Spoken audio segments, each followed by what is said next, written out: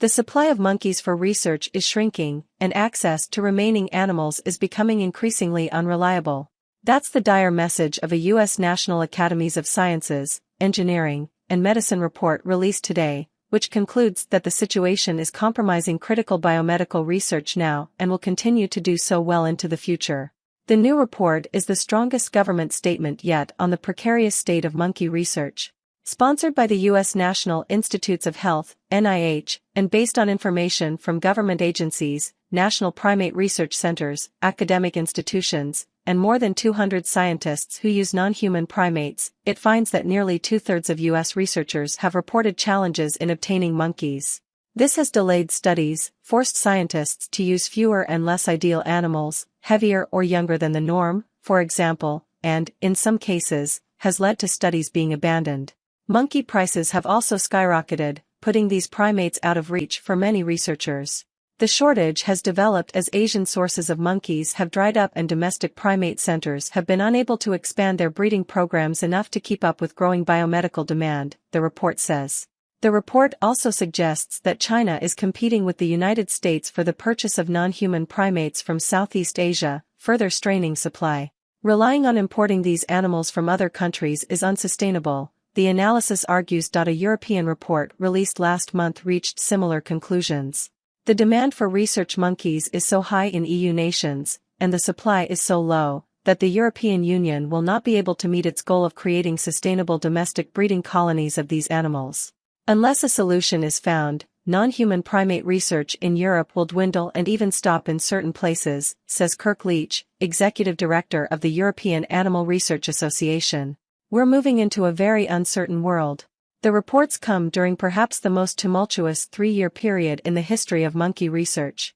The U.S. uses about 70,000 monkeys per year in studies of the brain, infectious disease, and aging, the EU about 5,000, and the UK about 2,000.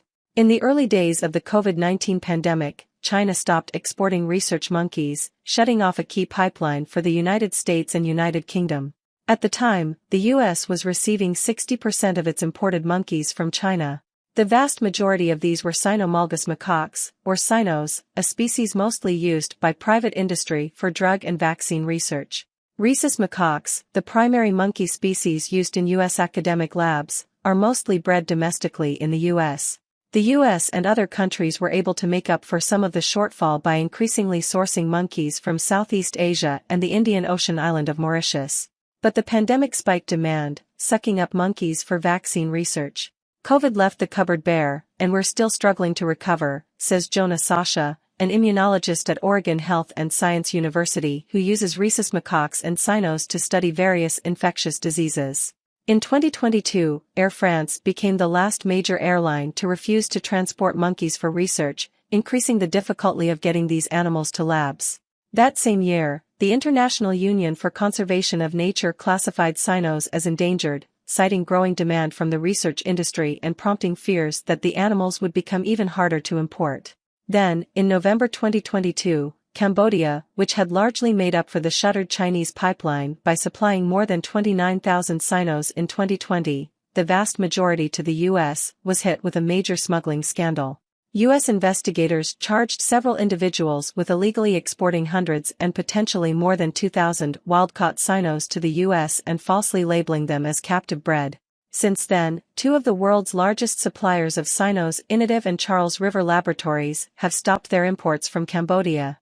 Both companies tell Science they are working on new procedures that would ensure any monkeys they import have a legitimate provenance. Some groups have claimed that the U.S. Fish and Wildlife Service is blocking monkey imports, but the agency tells Science in an email that it has not implemented any new policies banning the importation or exportation of non-human primates. The U.S. and EU breed some monkeys domestically, a few thousand in total, and mostly for academic researchers, but these facilities, too, have struggled to meet demand. A 2018 NIH report found that because of a growing need for neuroscience, infectious disease, and aging research, the demand for rhesus macaques was likely to outstrip supply in the near future. That shortage came to pass in 2021, and the U.S. government invested more than $30 million extra in monkey breeding at its 7 national primate research centers. But it wasn't enough to abate the shortage, and an additional $30 million requested by U.S. President Joe Biden was eliminated from a 2022 spending bill. It's a slow-motion train wreck we've seen coming, Sasha says.